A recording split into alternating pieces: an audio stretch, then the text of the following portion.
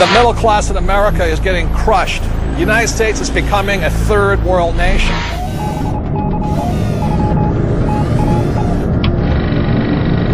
We're now at the most critical juncture in all of humanity. Well, this is the year and next year of the commercial crash. This is going to be the biggest wealth transfer in my lifetime. All the more reason to protect your assets. What they're always trying to do is predict, and I think the word is preparation. Most people throughout the world are not financially educated. The whole world is based on debt. You can count on the government destroying the dollar. You're really that worried about Goldman Sachs and Lehman Brothers?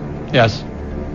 I'm afraid the Federal Reserve will eventually or come close to bailing them out. That's what I'm concerned about. And that young lady who says the taxpayers are not in trouble, who's going to pay for that bailout again as the taxpayer? That's where this whole thing started, with playing games with your money.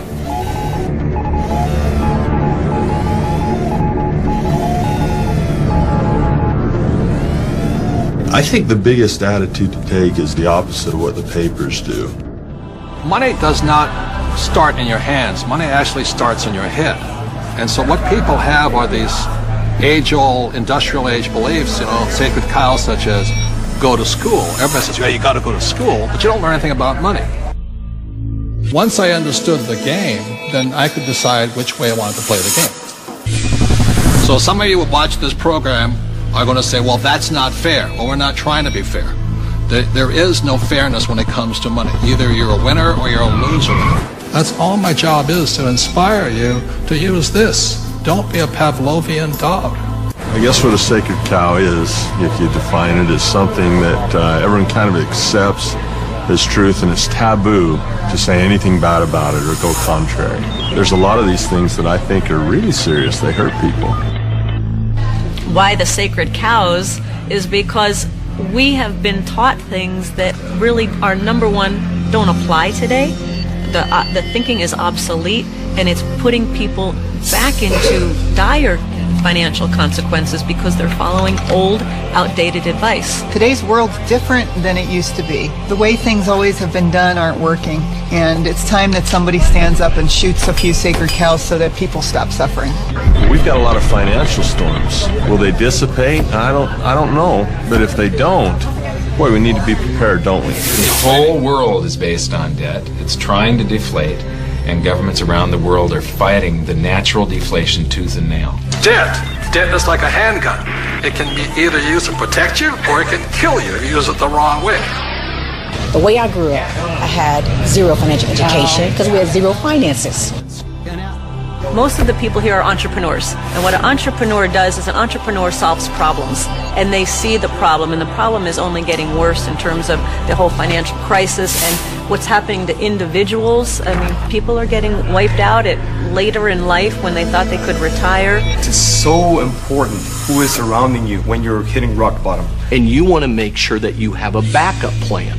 Many people want to change the government rather than change themselves. We have a solution. I feel we have a very strong solution. Hello, I'm Robert Kiyosaki, and I'm probably best known for my book, Rich Dad, Poor Dad. And I'm Kim Kiyosaki. And today, we're in a financial crisis, and we saw this coming, and that was the reason back in 1996 we created the Rich Dad Company, was to provide financial education so people can learn to take care of themselves. If something isn't working for you financially today, then maybe you need to look for new answers. And we're always looking for new answers, and that's what this documentary is about. So it's about you getting financially educated and taking charge of your life and not depending on the government or other financial experts, and depending upon yourself. So our answer to the financial crisis is to get financially educated. Financial education begins by shooting the sacred cows of money.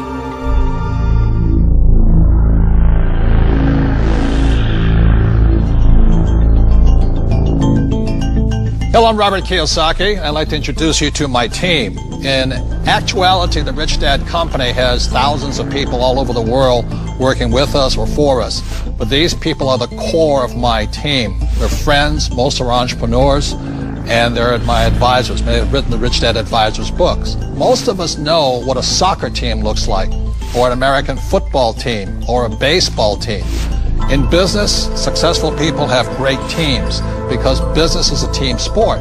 And one of the reasons so many people hurt financially is they're individuals playing against massive teams like big banks and things like this. So if you're going to be successful, you have to have a great team, great partners, great friends. The mission is to change people's lives through financial education, because most of us are entrepreneurs. We run our own companies. And as you know, right now the world is in a massive financial crisis. And for many people, they woke up to the crisis around 2007 when the subprime mess hit.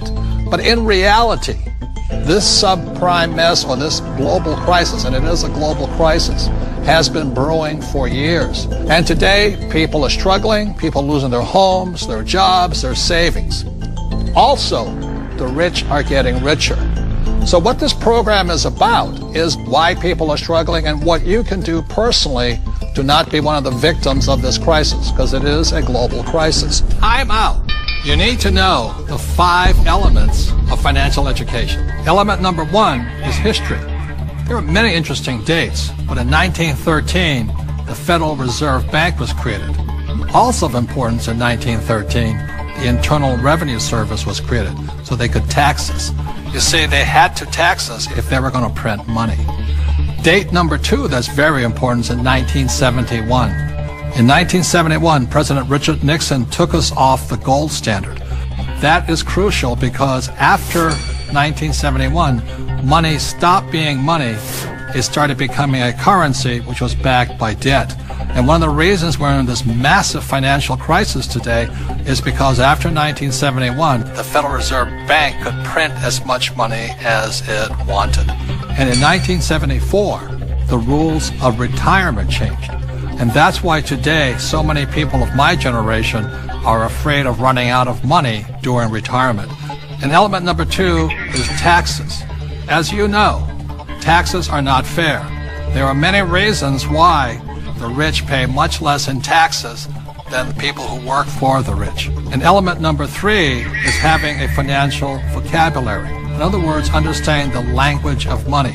For example, what's the difference between an asset and a liability? Capital gains versus cash flow, or fundamentals versus technicals. That's all part of a financial vocabulary. Number 4 is wealth protection. As we all know, there's people out there trying to steal your money. But there's also people who you trust your money to who are also taking your money. So that's why part of financial education is not how much money you make, but how much money you keep. And element number 5 is always remember there's 2 sides to every coin. And that is to remind you that when you put your money in the bank gives it to somebody else. When you put your money in your retirement plan, the bank gives it to somebody else. So for a complete financial education, you need to know there's 2 sides of the coin, and in this program, you'll make a decision which side of the coin you want to be on.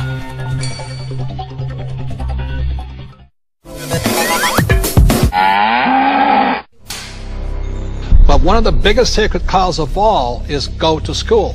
And many people think I'm anti-school. That is not true. I'm anti-ignorance. So I'm very pro-education. I'm just not pro being stupid about money. I think that's true, that what you said is education is more important now than it's ever been. That's right. So the problem is that the schools focus just on 2 kinds of education. There's the academic, which is really important. Reading, writing, arithmetic, you need to have it, that's basic. And the second type of education they give is the professional kind of education. So if you want to be a lawyer or an accountant or a teacher, then you need to go to school and get those certifications. But the one kind of education that's lacking severely in the school system as it stands is financial education. Time out. An important part of financial education is having a financial statement, which is an income statement and a balance sheet. Now, when you go to your banker always asks you for your financial statement, not your report card, because your financial statement is your report card once you leave school. Your financial statement will tell you whether or not you're smart with money or not smart with money, because that financial statement is your report card of your financial intelligence. I put on my Facebook one day that we need to teach our children financial education, and I received a comment back from a teacher that said, who's going to pay for it? We're all going to pay for it if we don't start educating our children in school. This is a very hot subject. But our schools are training people to be employees, to work for the rich. The second thing I don't like about school is how dare they label a kid as smart or stupid at an early age. The reason I'm sensitive to that is because I was labeled stupid right off the start. And it wasn't that I was stupid. I was bored and I was not interested, and it was none of the subjects I wanted, and nobody could tell me how I was going to use calculus. I kept asking my teacher, how am I going to use calculus? And they couldn't tell me. Are they training to be an employee, or are they training to be street smarts? See, my poor dad was school smart, my rich dad was street smarts, and I'd rather be street smart today. Well, there's a total lack of practical education. It's really what you're talking about. And I found that. I'm an accountant. And I have a master's degree. And you're an A student, right? And I'm an A student. We'll forgive you. So, thank you. But when I went to school, the only financial education I got was specific to my profession. Okay, there was no general financial education. I could have gone all through, gotten a master's degree, got a PhD in my field without any specific financial education about how to handle myself once I got out of school. Right, and people say to me, well, I learned economics in school. Is economics financial education? Not really. You know, it's not about investing, it's not about the laws, it's not about taxes, it's not about history. Well, Robert, as a lawyer, I see all sorts of people walk through the door. And some are highly educated, and some have no education at all, but like you said, they're street smart. And the first time I saw this type of client, I thought, wow, he's doing pretty well. He didn't go to college, but he's got all this real estate. And then there's a pattern that develops where you see a lot of people who never went to college, but are street smart and have done very well. I can just say, was talking to a woman the other day, she's just as you're saying, highly successful doctor. Very, very successful. Medical doctor, very smart in so many ways, but when we were talking, she finally looked at me and she said, oh my God, she goes, I have not a clue about my money. She's 45 years old, not a clue. And you think that because they're successful, they know something about money. But so many people don't, because so many of us haven't had the education. School puts us in a culture of dependence. We depend on three things. We depend on a corporation to take care of us, or we depend on government to take care of us, and the scary one, I think, is we depend on institutions. You know, the people we run our 401ks to take care of us. Stock market. And we put ourselves, we rob ourselves of the independence to think freely as entrepreneurs or investors, and we just become dependent on those three entities, and it's brutal. And Mr. Maloney, you never finished school, did you? No. I failed school, but more than that, school failed me. I was dyslexic. They didn't know what it was back then. But basically, I was just like you, bored stiff. I got put in all the remedial classes. So I was in with the dumb kids, basically. They weren't teaching me anything I wanted to learn or anything that I would ever use in my lifetime. And the reason I bring up Michael, most people agree he's probably the smartest guy on this team. And the problem was, again, what Anita says, there's three kinds of education. There's academic, reading, writing, arithmetic. There's professional, become a doctor, a lawyer, in my case, a pilot. And number three is financial. But Michael was put back because of academics, because you can't read, right? Right. So how did you learn how to read? Oh, well, Apple came out with OS 10 at the beginning of the last decade. And you can just select text and hit a button and the computer reads to you. Most people don't know it's built into the operating system. But more, I developed a passion for global finance and economics, and monetary history, especially. And passion drives you. Now we can't shut them up anymore. So I'm going to blame Apple for that. School is a solo game. I didn't do well in school. I did very well in sports. And in sports, you learn to compete.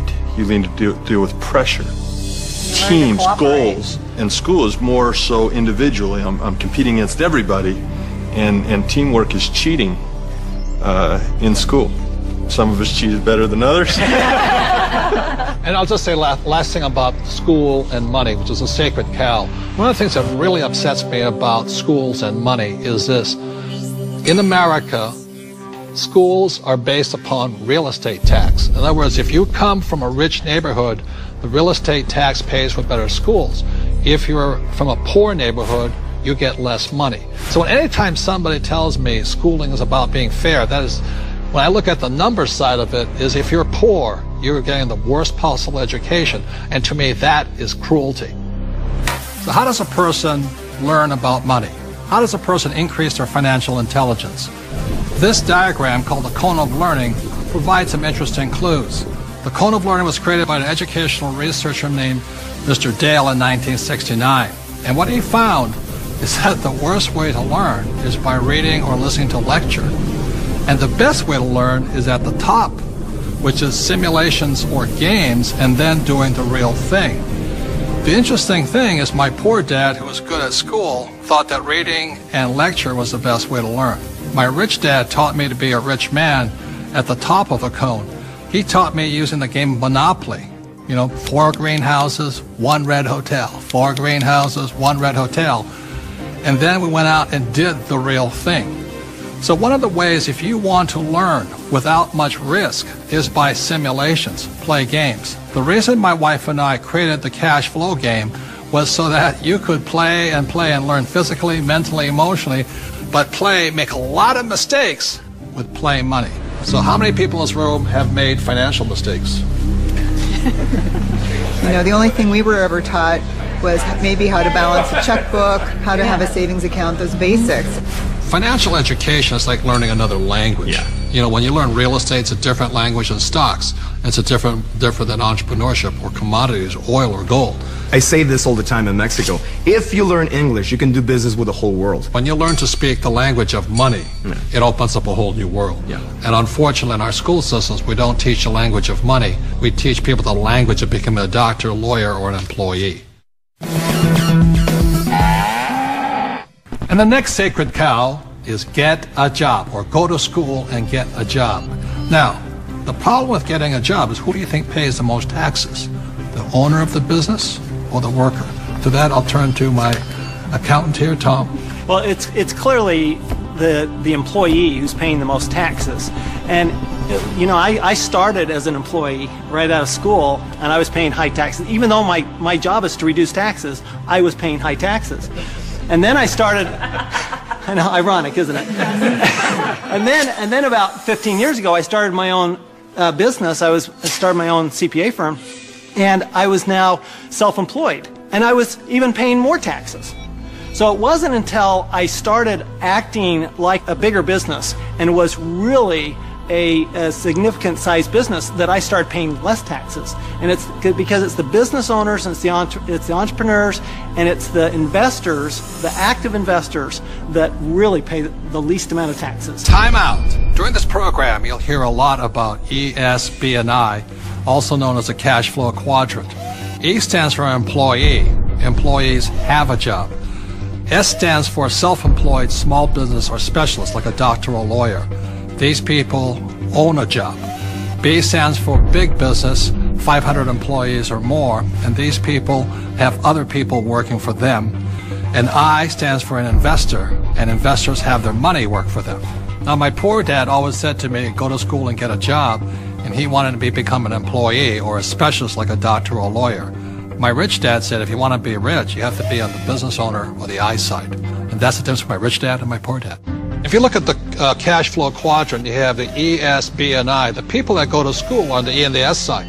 The S stands for specialists like a doctor or a lawyer, and E's are employees. But doctors and lawyers pay the highest taxes, right? Oh, by far. It's those people that are self-employed, because not only are they paying the highest income taxes, they also get the privilege of paying Social Security taxes and Medicare taxes on everything they earn. So they're paying extra taxes just to be in that S quadrant. Right. So when you go to school, again, there's academic and professional. You go to school, and my mother wanted me to be a doctor. If I had followed in that footsteps, I'd be paying the highest tax possible. And they make a lot of money, but they pay the highest percentage in taxes. So that's why this relates back to go to school. That's right. And they actually have the fewest options of reducing their taxes. The tax laws are really geared towards those people who are creating jobs. You know, and those are the entrepreneurs, those people who are creating housing and, you know, building real estate, because the government understands that's what we need. You know, we want the private sector to do that, and so we're rewarded for doing what the government wants us to do. And that's really all the tax law is. It's a system of rewards, what the government wants you to do. Plus, you know, the other part of it too is this whole idea of getting a job. There was some kind of a myth out there that goes with get the job, get a safe, secure job. And so that by getting a job, somehow you're going to be taken care of for the rest of your life. And all you got to do is pick up any paper to see how many tens of thousands of people are losing their jobs. There are no safe, secure jobs. And now we're competing with India and Asia for jobs that were sacred to America at one point in time. So this whole idea of having a job that was secure is probably the most insecure thing you could be doing right now. The idea of a secure job is an industrial age idea. Exactly. The only option is put into your head is go get a job. And I wasn't around. Brainwashing. Yeah, I wasn't around entrepreneurs. I wasn't around business owners growing up. I was around employees. When I first started my company 15 years ago, I went back to my class reunion, which is always an interesting thing. And I remember saying to them, yeah, you know, I started a company about 5 years ago, and they looked at me like, oh, and some of them even said it. They go, you're so brave. And I'm thinking, you know, I've had this company for 5 years now. That is the longest I had ever worked anywhere. See, without financial education, you have to get a job. What's tragic today is so many people losing their jobs. They go back to school to get another job, but they're now competing with their kids. You know, that's insanity. So we're not saying jobs are bad. We're just saying as entrepreneurs, our job is to create jobs. The government doesn't really create jobs. They need more entrepreneurs. I didn't even know there was another option growing up. I didn't know there was another option. I didn't know. I thought all you could do was get a job. So again, it's not right or wrong to be an employee, but I'd like to know what my options are. Right, because when you were in school, did they say go to school, get your diploma so you can become an entrepreneur? No. I mean, you'll never hear that in the school system. No, they said work your way up the ladder, get the bigger paycheck, get a better job, higher pay. But you're right, job is the only option that you'll hear in school as a rule. And job stands for just over broke, you know. Well, to me, the real issue with a job is it's the highest risk profession you can have, because you only have one client. Now, when I started my business 15 years ago, it was after being fired from a job. And what I recognized was that, you know what, I had no control over my life because I had one client. That was my employer. Whereas now I have hundreds and thousands of clients. One client fires me, it's not the end of the world. You know, now my risk has gone down considerably, almost to nothing, where when you have a job, I mean, it's just a high-risk play. Plus, the other thing is you're in complete control. That's the piece that I like. I like being able to, if I lose a client or you're an entrepreneur because nobody would hire you. I'm unemployable, there's no question. Tell the truth. But it's nice, like you know, like if you're going to lose some business or you do lose some business, you can go out and generate business and fill that gap. Financial security is more important than job security. Time out. E's and S's get punished for making mistakes, or they lose their job. B's and I's get richer from their mistakes because they learn from their mistakes. The next sacred cow is work hard. Because my poor dad, a school teacher, great guy, PhD, he always says, I'm a good, hard-working man. And my rich dad had a different point of view, and he had me read this book by Mark Twain. It was a story of how, I think it was Huckleberry Finn or somebody, got the other kids to paint the fence for him. He says, that's working hard. You want other people to work hard for you, and you want your money to work hard for you. That was his lesson. And a lot of people really, you know, they can't wait till Friday because they hate their work so much, and they dread Sunday because they have to go back to work. With us, I would say most of us are working 24/7, but we're working differently. And I love my work. And it's challenging, there's problems and all that stuff, but I love it. So we work hard, but we don't work hard in the normal sense of working hard. The problem with working hard for money, because the rich don't work for money. The problem with working hard for money is you pay more in what, Tom? Taxes. Taxes. The harder you work for money, the more you will pay in taxes, right? Well, right. If instead of working hard for money, like you're talking about, instead if you work for assets, then you pay a lot less taxes, because the tax law, again, is geared towards building assets. Because as we build assets, we build the economy. Time out. The big difference between E's and S's and B's and I's, E's and S's focus on the income statement, and B's and I's focus on the asset column. My rich dad simply said to me, he says, assets put money in your pocket whether you work or not, and liabilities take money from your pocket. For example, my house is a liability because it takes money from my pocket every single month. Yet my rental properties are assets because they put money in your pocket whether you work or not. One of the reasons so many people are struggling financially today is they're buying liabilities they think are assets. As we build assets, the economy grows, and the employees get benefits also, because now we have more jobs for more employees. But on Michael's side, why are people working so hard is because the Fed's also working hard printing money, right? Yeah, people. I've got friends that just say I need to get more hours, or I need to get a second job or something like that. They're working harder to make a few more dollars, but they don't realize that over this entire past decade, the average in real income after inflation has been falling. So the harder people work, the less they're making anyway, because the government and the Federal Reserve, the banking system, they're basically stealing it from them. Can we bring in the bags of coins right now? Thank you. I'm not going to hold that. I'll give you an example. In the year 2000, one gold coin cost $300. So this is $300 in U.S. quarters. Today, in 2010, that same gold coin, it takes $1,100 to buy the same coin. So the reason people have to work so hard to keep up, to keep paying money, is because the value of your dollars are going down. So the insanity of going to get another job, pay more taxes, and work harder, when how many dollars did the Fed print in 2009? From August of 2008 through 2009, they created about 1.5 times more paper dollars than it took 200 previous years to print. So that's why people are working harder, because your money is worth less. And it isn't the coin that changed. People don't understand that it isn't this price going up, it's the value of the dollar falling. It's the currency that's changing. The can of soup in the grocery store, that can of Campbell's soup, it's the same can with the same contents from back in 1950 when it was 15 cents to today where it's $1.95 or whatever it is. So that's why the rules have changed. In 1971, the U.S. dollar stopped being money and it became a currency, it became debt. It became an IOU from the federal government. And the thing is, they can print as much as they like of it. And the more they print, the harder you have to work. It all takes place in your head. Take this glass here. In this case, the glass here is context. It holds the content, in this case, the water. E's and S's have a different context than B's and I's. Having a different context, E's and S's attract the sacred cows like go to school, work hard, live below your means. B's and I's, having a different context entirely, attracts a different type of content, different type of information, different type of education. Money is created out of your head. If you're a true B and I, you're not concerned, it's because just like the Fed, we can print our own money. And now, for our next sacred cow, one of our favorite ones, live below your means.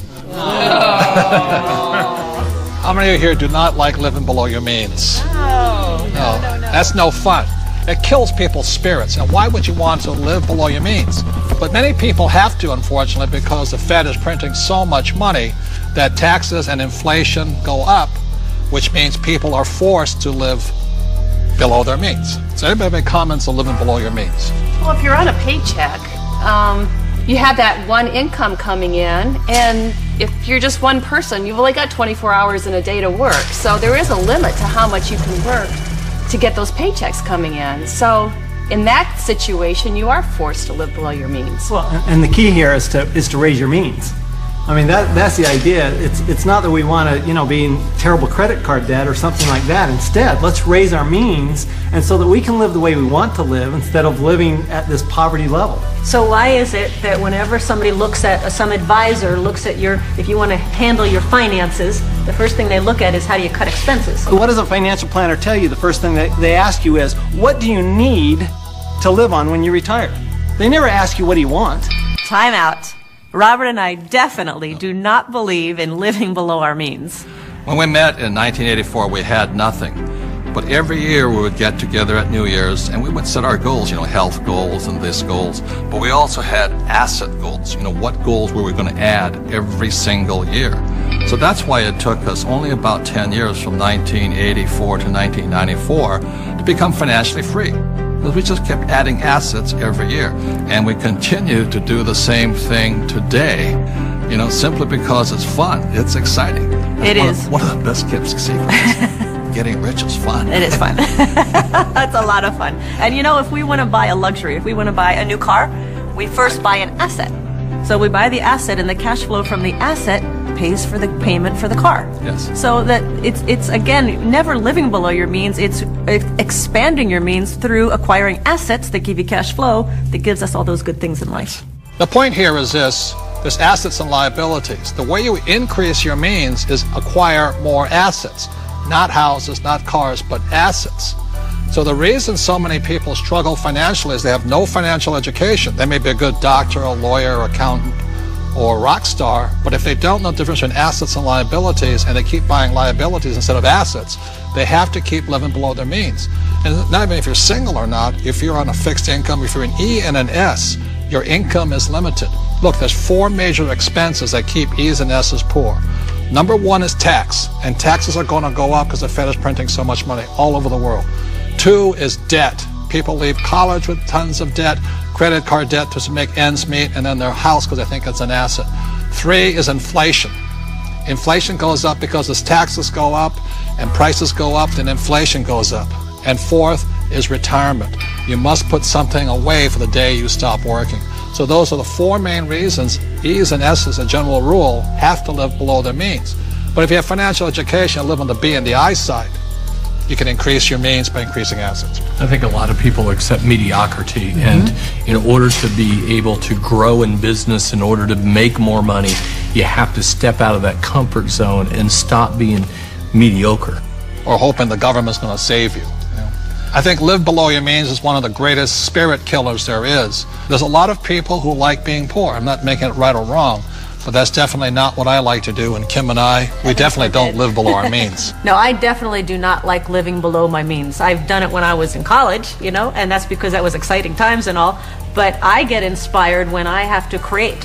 When I get put in a position where I need to create something new, not contract. I want to be bigger than I am, not less than I am. And I think people are being taught to be less than they are instead of inspiring people to be more than you are. Well, and that's the issue with the idea of a budget, right? A budget is all about cutting. It's all about slicing. It's all about being less than you are.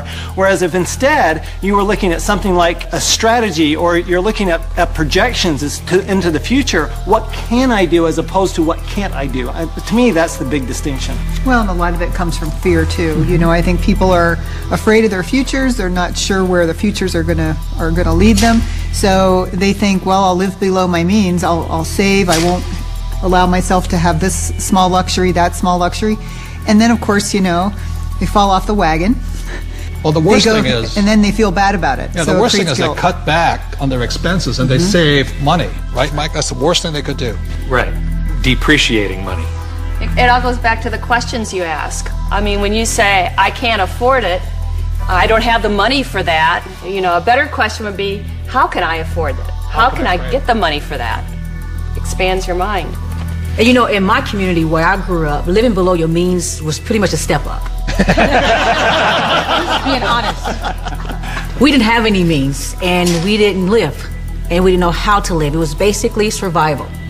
And some of the ways we created those means were, of course, by legal definition, illegal. But that was the way we survived, and that was the way we got by. So now, living below your means is something is completely opposite to abundant living, which is what I believe in my faith is abundant living. The opposite of that, to me, is not the way that God intended for us to live. So that's why I think it's absolutely criminal our school system does not teach us much about money. And what they do teach us, they tell you put your money in the bank, which means you lose more money, and they talk to a financial planner who put you in mutual funds. That is not financial education.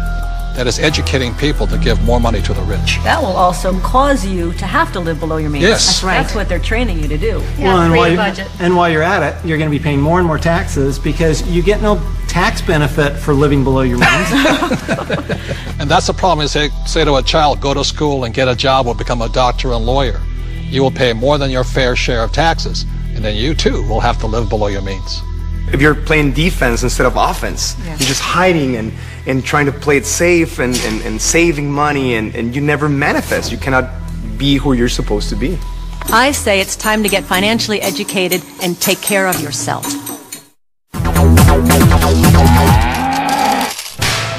And now we're going to the sacred cow of save money. And in 1971, President Nixon took the dollar off the gold standard, basically took the world off the gold standard, and money was no longer money. So people are no longer saving money. So just to reiterate again, this is $300, what an ounce of gold was worth in the year 2000. So Kim, lift that. Okay. All right, and so this here is 1 ounce of gold in the year 2010, and it's now $1,100. And this is why people are working so hard. I can do it. I can do it. Yes, I can do it. Barely.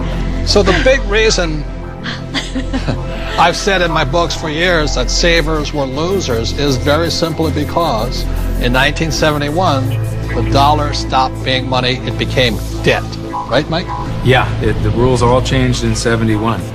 Before then, somebody, when they became working age, they could expect to put away 10% a year, and by the time they got into their 60s, they could retire on their savings account and expect to live off that interest. And in 71, everything changed, and they started creating currency on a massive scale. Worldwide. Ever since then, worldwide. And that is what causes inflation and the loss of purchasing power. So people thinking that they can retire, back in the 50s, if you got $100,000 or $50,000, you could retire on that. So for my mom and dad, the World War II generation, the industrial age generation, it was very smart to save money. For our generation, the baby boom generation and on, saving money could be the most stupid thing you can do, because the system is stealing your wealth through the very thing you work for, called money, which is not money anymore. Right. Real money is actually gold and silver. Money has to maintain its value over long periods of time. Currency doesn't have to. And this is historically has always been, for thousands of years, this has been money. 5,000 years this has been the predominant currency. It became money when somebody minted it into coins in Lydia in about 680 BC. Each unit had the same buying power as the next one. It became interchangeable. So let me ask you this. This printing of money out of just paper, this has been tried before, hasn't it? Many, many, many times, and there's always one result. You get far, far higher prices of everything, but especially real money. When they start creating a whole lot of currency, eventually, gold and silver lie in wait. And then when the public senses this inflation of retail prices that is caused by inflation of the quantity of currency in circulation, they rush back toward gold and silver, and they have for 5,000 years. So name some governments that have attempted to print money. The Weimar Republic. I don't know Germany. what I just did with that $100 trillion bill. He's got a The Zimbabwe, yeah. Look at this one. This is the most recent, a $100 trillion note. This is the largest note ever printed, 100 trillion. And this was printed in 2000. Yeah, but when Zimbabwe was created as a country, when it went from Rhodesia to Zimbabwe, they were the Zimbabwean dollar was on parity with the U.S. dollar. $1 US was the same as a Zimbabwe dollar. This doesn't buy anything today. It doesn't buy a cup of coffee. Doesn't even buy a cup of coffee? No. In fact, they have ruined it by putting ink on it. You can't write you can't write a list, so it would have been more valuable at this point if it was blank. Right. See, the Greeks did the same thing when they started clipping coins. They just take the silver off of it. The Romans tried it, the English tried it, the Germans tried it, the Chinese tried it, and now the U.S. is trying it. Yep. And so that's why saving money is probably the biggest mistake you could make right now, because today money is no longer money. It's now debt. I can vouch for that because my leg is now numb. So all currencies throughout the world are in trouble, the same way this Zimbabwe dollar is in trouble. And that's the problem with saving money. After 1971, it was no longer money. Of all the currency on the planet is U.S. dollars. If the U.S. dollar goes, the world goes with it. I'm preparing by getting fully diversified. I buy both gold and silver.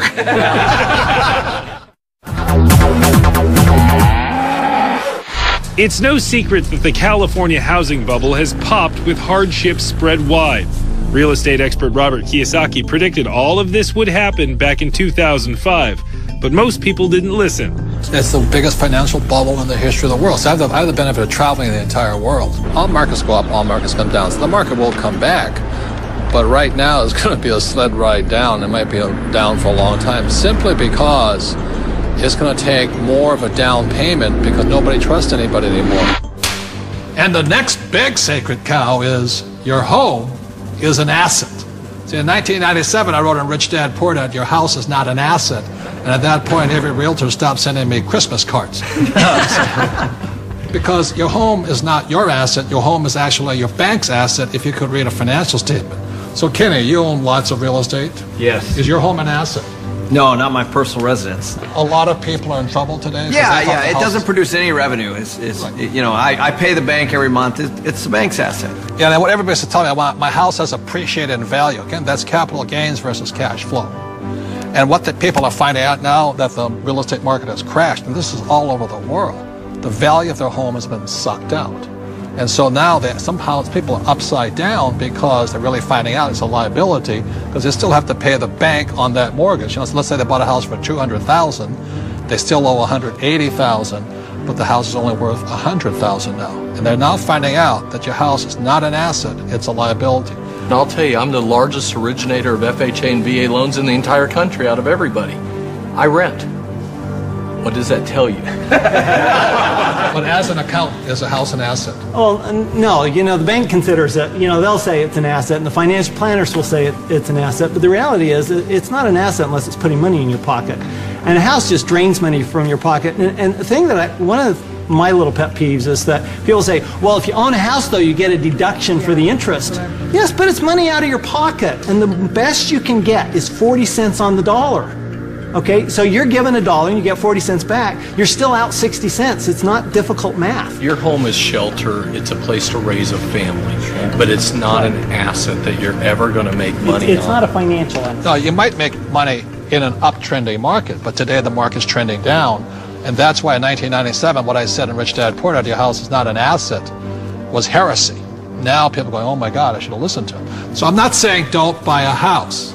I'm saying just don't be financially ignorant and call your house an asset if it's taking money out of your pocket. Because Kim and I own 2 houses, one here in Arizona and one beautiful beach house in Hawaii, and they're our biggest liabilities. People did think, especially in the high times, you know, when the markets were high, they did think their house was an asset. And people, even if they had their mortgage paid off, they were borrowing against their house and putting it into the stock market or wherever they were putting it. So not only were they getting crazy mortgages, but they were taking money out against their house in second, third mortgages. Well, and they were doing it for things like vacations and boats and cars and other things like this. And the reality is the reason they were doing that is because they got to deduct the interest off their taxes. And so they thought that, well, this is okay because I get a deduction. But just because you get a deduction doesn't make it a good thing to do. Well, one of the big mistakes people make is over-improving their house. You know, they put in a $50,000 swimming pool and it brings them $20,000 worth of value. Well, the way I look at it is you just bought a $30,000 babysitter. 50% of the mortgages in Reno are underwater, meaning that the mortgage is greater than the value of the property. All right, and this affects the whole community because people aren't able to sell their homes and move to a place where they can get a better job. The neighbors aren't going to sell their house because values are so far down. So this has affected entire communities. And again, we've heard people say that your home is an asset. Well, we're talking here about financial education, and this is one of the biggest financial lessons that our country has had to learn, a very hard way, that your home is not an asset. This has happened before, and what's going to happen is new laws will come in, new credit will be loosened again here years from now, and the prices will come up again, and people will do it again. It's about a 20-year cycle as in anything. The point here is this is the best time to be buying real estate. If you are a first-time home buyer, this is your best time. Just don't call it an asset. You know, this is the best time to getting back in the market. And that's why it takes financial education. The reason I'm in real estate is for one reason. It's debt. It is one of the easiest assets to get debt on is real estate. But if you're going to use debt, you've got to be highly financially intelligent. Otherwise, if you're not intelligent, just keep calling your house an asset. We're talking a lot about assets, and there are 4 primary asset classes. One is business. As an entrepreneur, you own a business. Number 2 is real estate, and we love rental properties that cash flow, real estate that puts money in our pocket every single month. Number 3 are paper assets, stocks, bonds, mutual funds, savings. Most E's and S's are in paper assets today. And number 4 are commodities, gold, silver, precious metals, oil and gas. For Robert and I, we're in business. We're in real estate. We own hundreds of properties in real estate. We have paper assets and we have commodities. So for us, when we talk about diversification, we're in all 4 asset classes. Now we're going to shoot one of the more evil of all the sacred cows. Evil for most people. Get out of debt. And a lot of people are saying, cut up your credit cards. I think that's really ridiculous because the credit card is not the problem. In fact, I love my credit cards. I don't know how anybody could get along today without a credit card. But the credit card isn't the problem. It's lack of financial education is the problem. The entire currency supply, all of the dollars in existence, require debt. You can't have a dollar without debt. A dollar is just an IOU. It's borrowed into existence either by the government creating a bond which promises to pay interest, you've got to pay out of future taxes, or people create currency by taking out a loan at the bank, fractional reserve lending. Every month there's a payment due on those dollars that you created. Right, and this credit card is a fast way of creating money because there's really no money in this card. See, let's say I go to the store, there's no money in it, and I charge $100. Like magic, $100 is created and it flows into the economy. That's why debt is good. But when you abuse this, that's when we get in trouble. So I think, Mr. Rodney here, you see the horror stories of bad debt, don't you? Yeah, I see people walk into my office that make $150,000 a year, but they have $250,000 in credit card debt. Let's face it, we live in a credit society and you do have to have credit. And we have to learn how to survive and thrive in our credit economy that we are. But, people are walking in and they have this bad debt. They're asking, what do we do with it? Well, number one, you try to pay off the bad debt so you can invest in good debt, which would be real estate. And we love debt, don't we? Yeah, we have a lot of debt. Our real estate that we own is all basically financed with our tenants. So that's what I consider to be good debt. So when we get real estate, we get proper leverage, and it's paid by all the residents that live in all of our projects. Well, and it's not just real estate. Business is the same way. I mean, we have good debt in business as well, so that the business is paying. We have debt in our business. That's how we grow, and it's the cash flow from the business that's able to pay the debt, and the debt creates more cash flow. Time out. Capital gains versus cash flow. See, in my opinion, 90% of the people invest for capital gains. That's why they say, well, my stock price went up or my house went up in value. That's capital gains. People like myself understand cash flow. In other words, I want a steady paycheck every single month. For example, my apartment house, every month it puts cash flow in my pocket. So if you want to be rich, you have to know the difference between capital gains and cash flow. Capital gains is technically gambling. You're hoping something will change. Cash flow is more guaranteed. I want that income every month. So very intelligent investors invest for both capital gains and cash flow. People say, I like real estate. I don't really like real estate. I just love debt because it's so easy to get a loan on real estate, right? Well, here, I like the analogy that you use sometimes. Say if you put $1 million of cash into a mutual fund, you get whatever you get paid. But if you put $1 million of it in a down payment, for some kind of a commercial project like we have, you actually buy a $5 million project.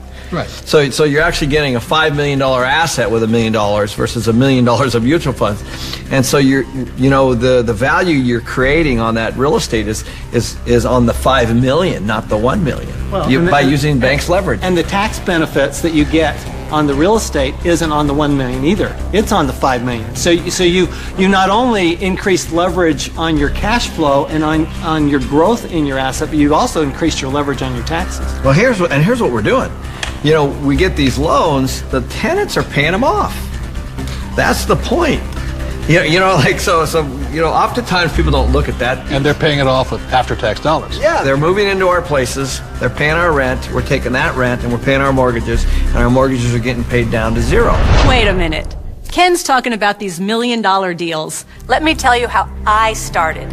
I'm somebody that knew absolutely nothing about money or financing or investing, and I began investing with a little 2-bedroom, 1-bath house, and this was back in 1989.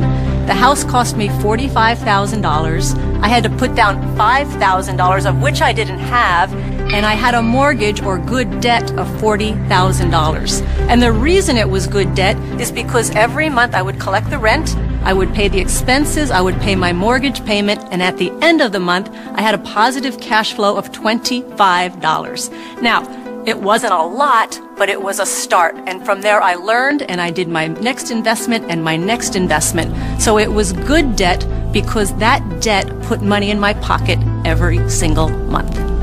Just if people understood that there is such a thing as good debt, because I don't know how many people I talk to, but when I talk about debt, oh man, debt is the dirtiest word in the world. That's the 4-letter word, debt. Because they're not educated, no, that's why. And people are raised, and I was raised to get out of debt.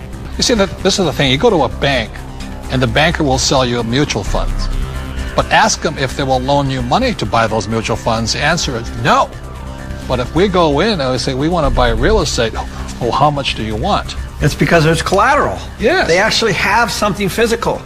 That's it. Yeah, they'll sell you mutual funds, but they won't lend you money on mutual funds. That should tell you something. That should be a quick indicator. Dear God, what are you trying to tell me? And the other part about it is that borrowed money for real estate, is that after tax, pre-tax, or no tax? It's no tax. Anytime you're borrowing money, there's no tax on that money. You can use that cash. It's not taxable at all. So if somebody wants to borrow $1 million or save $1 million, it'll probably take them $2 million to save the $1 million because tax is going to take 50% of it. Right. But I just go straight in and borrow $1 million, which they give us. It's great money. I love my banker. I'm not saying bankers are bad. They're fabulous because they give us the money. All they want is their interest. We keep all the appreciation, depreciation, amortization. We keep all of it. They're the best partners of all. So I'm not anti-bank and I'm not anti-debt. I'm anti-lack of financial education because there's good debt and there's bad debt. Your rich dad was a tough mentor. But, I think some of the greatest mentors are tough because a really great mentor will push you to go beyond where you think you can go. And that's some of my best mentors. That's what they've done for me. Yeah, and I didn't always listen to my rich dad. I still remember I did the real estate course, and I went running out in Honolulu, and I found this condo, and it was for $64,000, and it didn't cash flow. So I went to see my rich dad, and I said, but it's going to go up in value. In other words, capital gains. He says, never buy anything that goes up. It must cash flow. And I said, no, it's going to go up. And we argued and argued and argued. And this is what he said to me. He says, if you start investing for capital gains, someday you will lose big time. So I let that condo go. I didn't pay $64,000. Today it's probably worth $300,000. But I learned the lesson from my coach, my rich dad. If I had gotten into the habit of buying for capital gains, either the price of stocks going up or real estate going up, I might have been wiped out in this crisis. So that's why a coach and a mentor keeps you onto your plan. And helps you create and develop very, very good financial habits. Because if you have poor financial habits as you're in your personal life, you're going to take those into your investment life. So one of the most important things is they will help you develop great financial habits. Because when markets go up, greed sets in, and greed makes people stupid. After 1974, the rules of retirement changed, and suddenly it forced E's and S's into the I quadrant with no financial education, and they started to put their money into these retirement plans. And suddenly, voila, a whole new industry was born called financial planners. And today, it takes 30 days to become a financial planner. It still takes 1.5 years to become a massage therapist. You know what I mean? What do you think of mutual funds? I think they're a great way to make money if you sell them to other people. Well, I think it's one of the worst places a person can put money. They really do. They make other people rich. You know, hidden fees, expense ratios, and you talk about the law of compound interest. Well, there's the law of compound expenses. Okay, so let me ask you this. If I say to you, invest for the long term, you know what I mean, for 30, 40 years, what do you think about that in a paper asset? You've lost control that quick. Liquidity is what paper assets are about. Your ability to sell and buy without negotiation and problems. And so the moment you say, I'm going to buy this, I'm going to hold Enron, and I'm going to hold WorldCom, and I'm going to hold, you know, GM, and I'm going to hold United Airlines, where you can just go on and on. How about Pan Am? But the moment you decide to hold that, what control do you have? None. You know, yeah. In real estate, you can force the appreciation, paint it, carpet. You can't do that with paper. Right. Well, Your only control is to sell. If you hold it forever, you're rolling the dice and saying, I hope it works out. Right. There's a lot of people say, you know, stocks are the best way to go and don't get into real estate. You know, there's a lot of these financial advisors. But the stocks are good for people who are not business people. You see, as entrepreneurs and real estate people, when you look at a financial statement, I personally am responsible for income, expenses, assets, liabilities. But as an investor, even in Microsoft, I have no control over income, expense, assets, and liabilities. All you can do is sell or hedge. That's all you can do. Well, that's right. And what makes it worse is that you take those paper assets that you don't have control over because you invest in the long term, and then you put them into our 401k, so you have even less control, because once they're in that 401k, you can't take them out. You really can't do anything with them. You're penalized for early withdrawal. You're penalized for pulling them out. And then, on top of that, you don't even get the one tax benefit you get with paper assets is capital gains. And you put it into a 401k, you've lost that benefit. On top of that, when you pull it out, there's 3 types of taxes: earned income, portfolio income, and capital gains or passive income. And savings and mutual funds, what are they taxed at? Well, when you pull them out, when it's going through a 401k, they're all taxed at that highest ordinary income rate. It's the worst thing you could possibly do if you plan to be rich. But if you plan to be poor, it's a pretty good plan. Robert, I've seen you take heat in the press by this, where you say they're risky. And I'll tell you where I think the risk is. When you sit down and they say, we're going to diversify you. You know, that way if one company goes down, you got all these other companies to buoy you up. And that's fine for a non-systematic type thing, but a system-wide problem, it does not protect us if the system breaks down. Because it's not diversification. Yeah, it's more fragile now than I think it ever has before. And I think these people saying, well, I'm well diversified. They're not well diversified. You diversify across asset classes, not just in bunches of stocks, in my opinion anyway. So the problem here with diversification, it doesn't protect you from a crash. Right. And it's not diversification anyway, and Buffett does not, Warren Buffett, the world's greatest investor, reportedly, says diversification is something like it's protection from ignorance. Right. But it's ignorance from both the person selling you the plan as well as you who invest in the plan. But this is the biggest thing that really bugs me. When Kenny and I buy real estate, we always buy insurance, don't we? Yeah. And then when we drive a car, we have insurance. Right? Is there insurance for mutual funds? Well, not for the average person. No. I mean, is there insurance on your 401k that what you put in will be there when you retire? And which is more likely to burn down in the next 5 years, your home or your 401k? And I'll say it again, we all drive cars with insurance, hopefully. We have houses with insurance. When we buy real estate, we have insurance. Our companies have insurance. But the 401k, all these retirement plans, there's no insurance on them. So if it crashes, they lose everything, and the mutual fund companies walk away with the money. And that's a higher level of education, because most people don't know how to hedge that. Nope. They don't know how. I mean, it's possible, but if you interview the average person, yeah, that's what we teach. That's what our advanced courses teach, is how to play the average person, I liked what your comment said. If you poll the average person, you say, tell me the difference. This is a very basic question. What is the difference between a defined benefit pension plan and a contribution plan? Most of the people I talk to do not know that difference, and that is not a minor thing. That is a major deal. Time out. This is a very important point. See, in 1974, the rules of retirement changed. Prior to 1974, most people, like my parents, had a defined benefit pension plan. What that meant was that they received a paycheck for life. After 1974, the entire world started on to defined contribution pension plan. What you put in is all you get back. And that's why these defined contribution plans, so many people are terrified of running out of money in retirement, simply because with a defined contribution plan, you can lose everything in the market crash, or you can run out of money before you die. The cool part about this whole discussion is those people putting the money in the pension plans and mutual funds. That's the money I get to buy my real estate. It's the truth. No, so the money flows from the E's and S's to the B's and I's. To the B's and the I's, and then I make money on their money. So Kim and I just bought this huge property, 5 golf courses and a major resort, and most of the money came from retirement plans.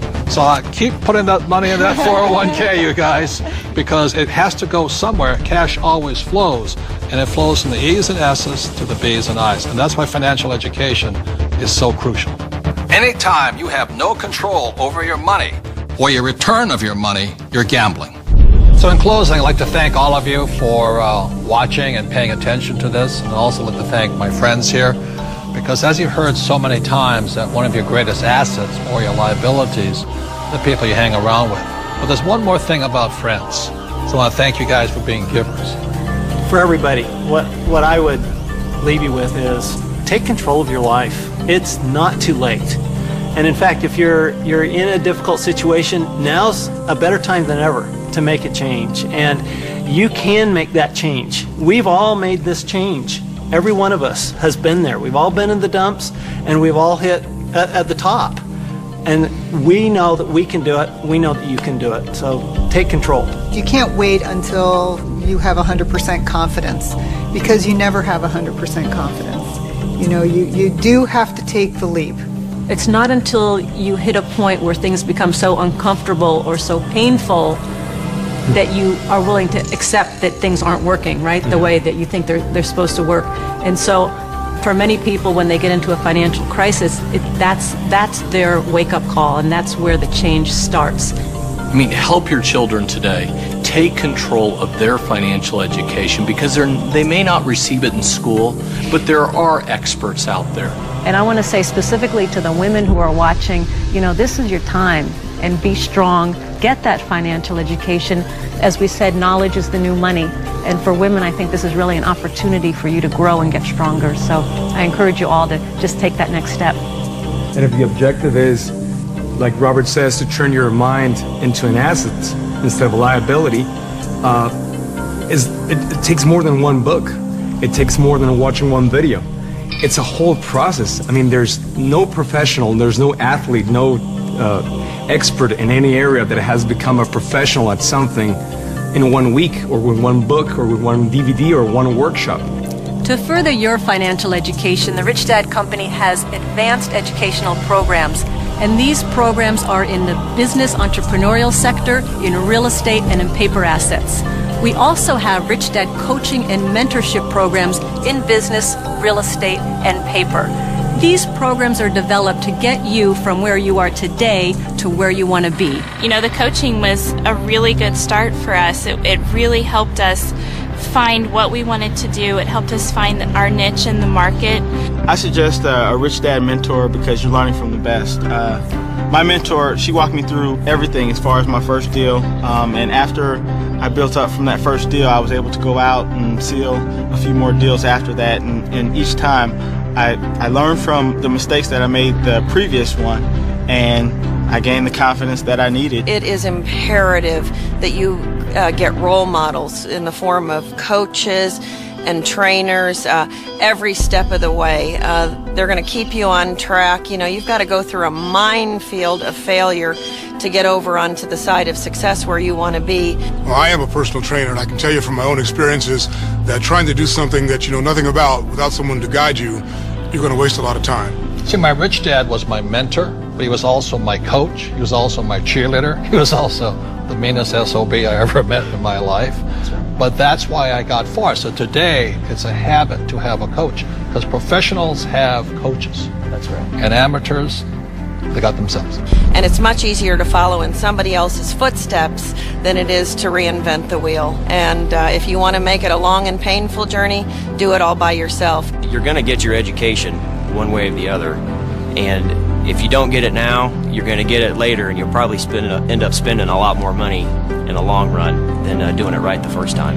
Education is a process. For example, I entered Navy flight school in Pensacola, Florida, and 2 years later, I popped out as a Marine helicopter gunship pilot on my way to Vietnam. That educational process transitioned me from a guy who couldn't fly to somebody who became one of the best pilots in the world. The same thing with education. When you go to school, the question is, what do you come out as? When you go through the process of education, do you come out an employee? Do you come out a person who needs a paycheck? Do you come out a person always looking for a job? You know, person working hard and paying excessive taxes. So most people go to school, they pop out E's and S's. To come out as a B and an I, you need financial education, because financial education is also a process. So finally, one of the ways we learn best is by repetition.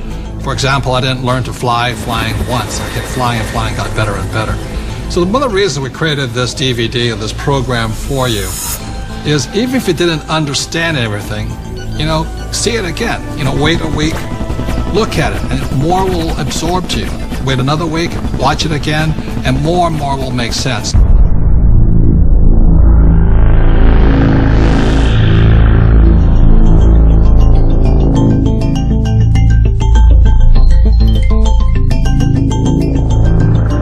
Can only shift your context. You have to put in the content, and you're going to make up your mind today, or you're going to say, I'm going to do it tomorrow. So that's why I talk about Rich Dad's education and all that stuff, because I want you to make your changes. If you don't, you can see what's going to happen. Great words about quitting from a great man, one of the greatest leaders of all in the past 100 years, is Winston Churchill. In the darkest hour of England, he said, never give up, never give up, never, never, never. Thank you for watching this. Thank you, guys. Let's out of here. We're out of here. Thank you.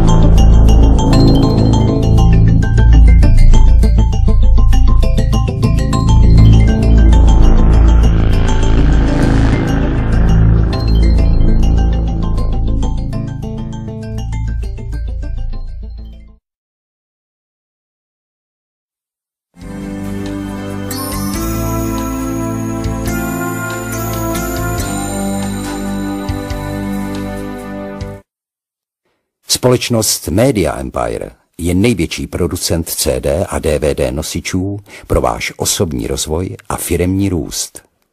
Kompletní nabídku naleznete na www.vzdělávacífilmy.cz. Přejeme vám příjemný poslech.